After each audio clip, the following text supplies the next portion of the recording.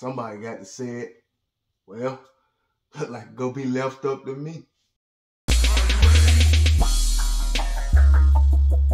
Super Set King, aka Mr. Get Your Tank Top Ready. Coming to you fine people to talk about something that some people say is an issue in the shoe community. They can't take it, they can't stand it. I'm gonna offer y'all a different perspective on this, okay? All right, I've heard everybody talking about, the situation with Footlocker. They're saying, well, they've been backdooring, they need to be closed, they need to be shut down, Pump your brakes just a tad bit, just a little. I just want you to hear me out on this. And I want you guys to understand, this is not the law. This is my anecdotal experience I'm going to give you. But I do want to say this first. When you want companies to close, that is people losing their jobs. You have people that work at these shoe stores, have been working these shoe stores probably since like 99, 2000. They've been there forever. So you're talking about people losing their jobs because of shoes. Now, let me get back and tell you guys what I saw. Understand, there's nothing new under the sun. Way before tennis shoes, everybody this was like a unwritten thing, but everybody knew this, that if we had Levi's, we could sell them to China and we can get 2 times the price. This is, teachers even told us this was about 1990, 1989, if you know them Levi's you got, if you sold them, you can make more money. Of course, there was no internet around like that. We couldn't just touch people we can now. So, that was hearsay. But we're going to fast forward, okay? Jordans come out, all right? Now, Jordans are very expensive. The dope boys are the ones who mainly going to have the Jordans, except for the, the ones at the halves. A lot of people did get them, but mainly, your dope guys went there and bought all those Jordans, all right? Those guys was actually, if you want to say backdooring, those were like your first guys backdoor. They would go in the shoe store, they would buy the new Jordans, they would buy the sweatsuits, they would buy the gear, they would pretty much buy everything. They were pretty much holding the stores afloat. So, of course, the guys who work at the stores like, yay, okay, he's here. And I'm going to sell him at least $500 worth of stuff at a time. Sometimes $1,000 they're going at a time. So, of course, it was good business. So they didn't mind if a shoe did come up. And they say, okay, I'm going to hold this shoe for him because he's the one who holding me afloat. He's not just showing up on hot release day or new Jordan out. He's showing up all through the week, So let's fast forward. In that process, they built relationships. Those relationships got built. But, like everybody, what happened to the dope boys? A lot of them got sent to jail. A lot of them sent other places. But you got to understand, it was a void there.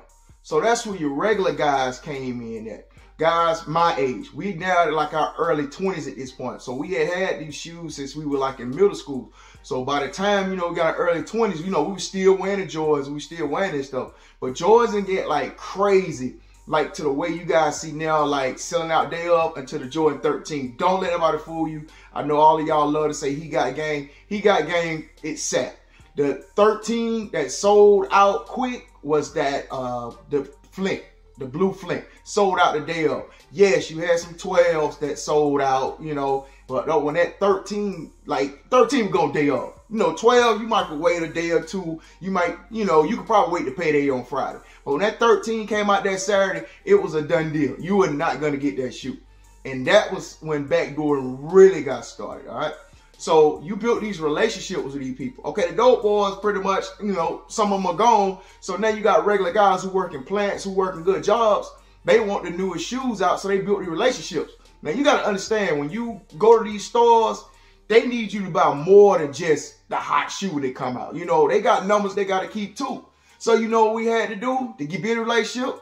We bought Pumas.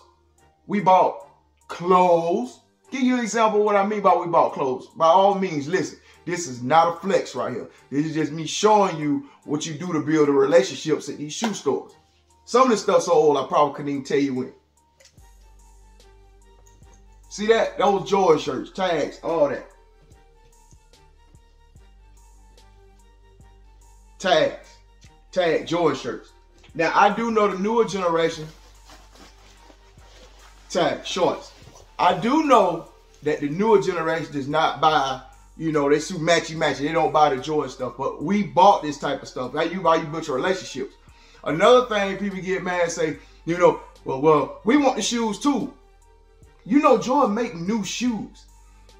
I mean, I hate to say this, but I got to be honest. How you call yourself a so-called sneakerhead and you're not even buying the latest shoe? Every shoe you have in your repertoire is a retro? You got to have the new shoe. Do y'all even know what the new technology feel like on your feet? You know, comfort was a main thing about these shoes when we first got them. When you first got them, because of the air bubble, you felt like you could just run fast and jump higher, so the comfort was a thing. But now it's like they don't care about that. So you guys got to understand, you're not buying new Jordans. Now, for me to get back into the shoe game, because I was out. I did my grown man thing for a while. I went for my Jordans. I never threw them away though. I kept them in the closet.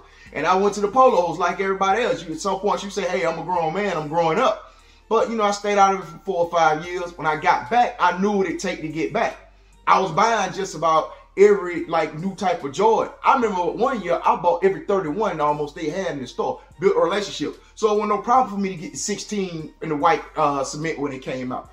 So I'm just explaining this backdooring thing to you guys, because a lot of people got it kind of twisted thinking it's just, you know, don't know how it works now, but I'm telling you how it got started. It got started with relationships, because stores have quotas. They have, business has quotas. They have to make their mark. And you just showing up on hot shoe day, that's not going to help them. You know, I bought shooter shirts. I bought just about every type of t-shirt that they had as for a Jordan shirt. And we wore them back in the day. You know, people don't wear these t-shirts anymore. But you got to understand, this is all about relationships. Now, I do understand why you upset about a lot of stuff, because I'm not going to lie. Things have changed. I mean, they won't even say hello to you when you go to a shoe store now. Let's just be honest. I mean, they act in certain ways. I kind of threw me for a loop when I started getting back, because I wasn't used to nobody not saying nothing to me when I come into a store. They look down at your foot. If you don't have a hot shoe on, basically, you know, you could be leaving work at the gym, but you don't have your white cement 4s on. But all of a sudden, I notice how the game work. I go in there with some black cement 3s. Hey, you need some help. I mean, it's crazy. I get it. I understand some of y'all frustration with a lot of the shoe places, but you got to understand also how I got started. And the only way you're going to be able to stop this type of stuff right here is you got to build a relationships. Any day you got to build a relationship. Relationships is the whole thing. I don't care how much money you got. You got to be able to rebuild these relationships with people. But always remember, over here, we keep the body tight, feet right. Later.